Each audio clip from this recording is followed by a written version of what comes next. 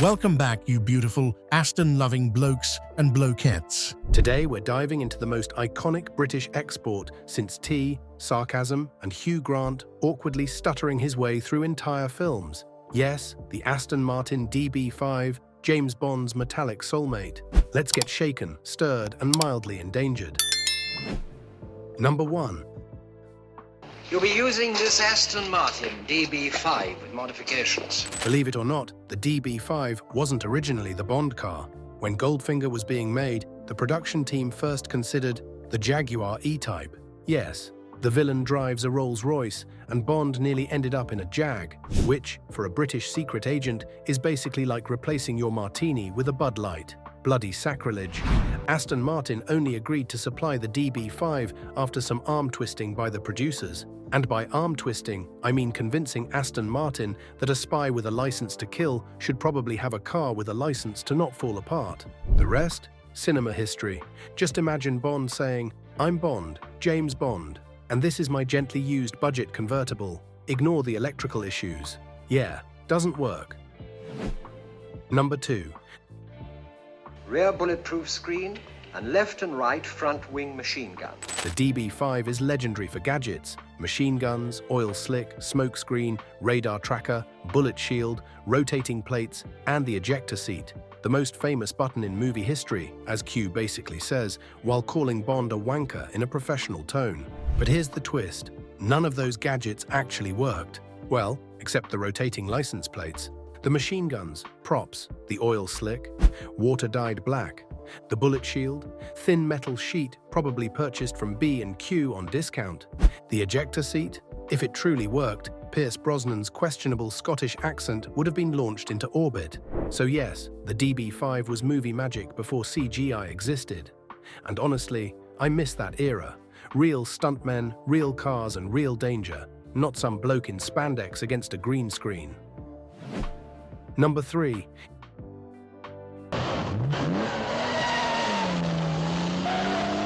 In 1997, one of the 4 original DB5 film cars was stolen from an airport hangar in Florida. And I know what you're thinking. Bloody Florida, of course. The car disappeared for 25 years, leaving fans, collectors, and MI6 accountants absolutely baffled. Then in 2021, investigators claimed they finally found it overseas, hidden like a villain's lair, potentially in the Middle East. I mean, if you're going to steal the most famous spy car, you better stash it somewhere fancy. You can't hide a DB5 behind a Walmart. It's not a Nissan Sentra. It screams, "Look at me, I cost more than your house." Number 4. Revolving number plates, naturally. Valid all countries. When Aston Martin showed the DB5 to Eon Productions, it cost around £4,500, about £90,000 today.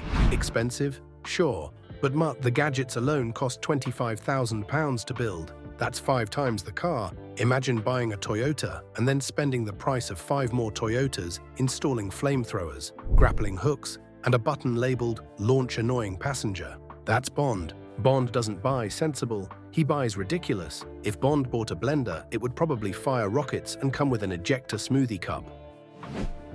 Number 5.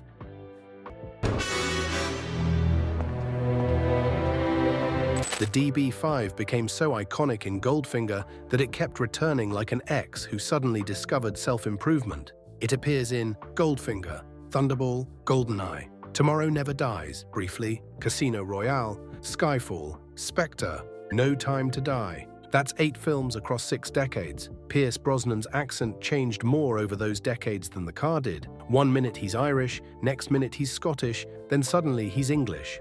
Bond was sounding like he was trying on accents at Macy's, but the DB5, timeless, untouched, classy, the one constant in Bond's life besides trauma and questionable workplace relationships. Number 6. During Skyfall, when Silver turns the DB5 into scrap metal, early audiences reacted like someone punted a puppy. They booed, loudly, like full-on British outrage, the type of anger normally reserved for burnt tea, delayed trains, or discovering your mate ate the last biscuit. The DB5 explosion was so emotionally disturbing that filmmakers had to reassure audiences it was just a prop shell, not the real restored DB5. Thank God. If they blew up the real one, every bloke in the UK would have stormed the studio yelling, "You bloody wankers," in perfect cultural unity. Before we jump into Fact 7, hit that subscribe button, you magnificent lot. Join the channel so you don't miss more deep dives into the cars that made cinema cooler, or at least more explosion-prone. Subscribe or I'll install an ejector seat under your sofa. Your choice. Number 7.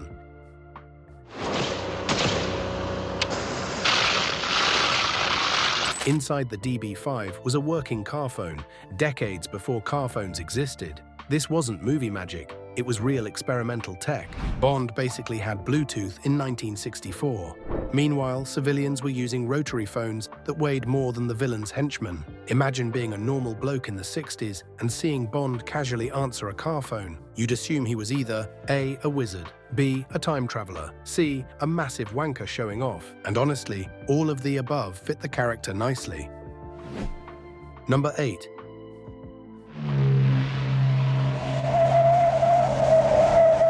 We all think of the DB5 as this unstoppable supercar that outruns helicopters, tanks, Aston Martin accountants, everything. But in reality, the thing made 282 horsepower and topped out at about 145 miles per hour. Fast for the 60s, but today, a Toyota Camry, yes, the school run special, is nearly as quick. Bond, I need an Aston Q. Q replies, why? The Camry does 0 to 60 quicker and has working air conditioning. And Bond retorts, oh, shut up, Q.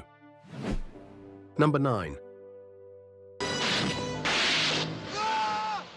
This sounds mad, but it's true. When they filmed the ejector seat shot, they used a small stunt performer, basically a kid, to fit inside the tight seat chamber. Ejector seat, cuz! No, they did not actually launch him into the sky.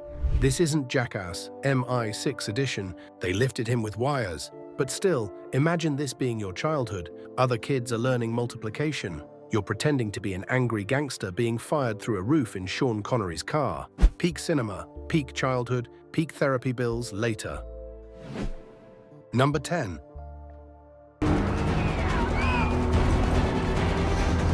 By the time they filmed No Time to Die, Aston Martin wasn't about to sacrifice real DB5s for stunt carnage. So they built 8 replicas using a steel space frame, custom fiberglass bodies, and, wait for it, computer-designed 3D milled chassis parts.